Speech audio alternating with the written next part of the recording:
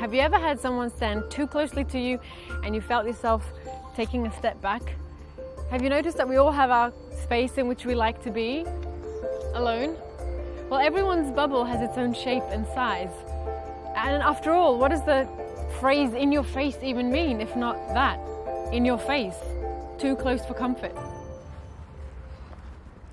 In 1966, anthropologist Edward Hall coined the term proxemics, and what it basically is the study of set measurable distances between people when they interact, and he discovered 4 such spaces. The first space is the public sphere, and this usually involves public speaking when the speaker is about 3 to 7 meters away from the audience, which is about this distance.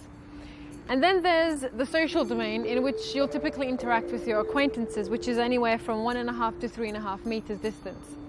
But closer than that are your friends, and you'll easily find yourself within 0.5 meter to 1.5 meters from them. And then there's the closest we can get, which is in the intimate realm, which is anywhere from 45 centimeters to less than 15, depending on the circumstances.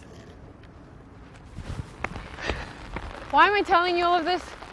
Well, because when most of us think of God, we think of him as being far removed. He's uninterested in our lives, or even if he is, he's somewhere out there. Well, in Deuteronomy 32:10, it says how God found Israel, his people, in a desolate place in the desert, and he encircled them, and he protected them, and he instructed them, and then comes the key part. He kept them as the apple of his eye. Today we know that this phrase means that someone is important to someone else. But what I love about this phrase in Hebrew is that it literally means the little man in the eye. What it means is that God is so close to you and me that we can see our whole reflection in his eyes. He's not far removed, and he's not coming to you from that public sphere that we were talking about earlier. And he wants to be more than just an acquaintance of yours. He longs to be as close to you as possible, in the intimate sphere. God is always so close to you that if you were to look into his eyes, you would be able to see your entire reflection. When I read this, I realized that the concept of God being far removed and uninterested and aloof was completely wrong.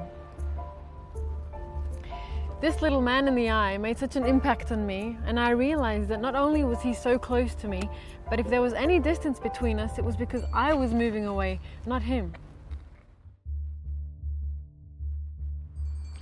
Does knowing that God is so close to you make a difference?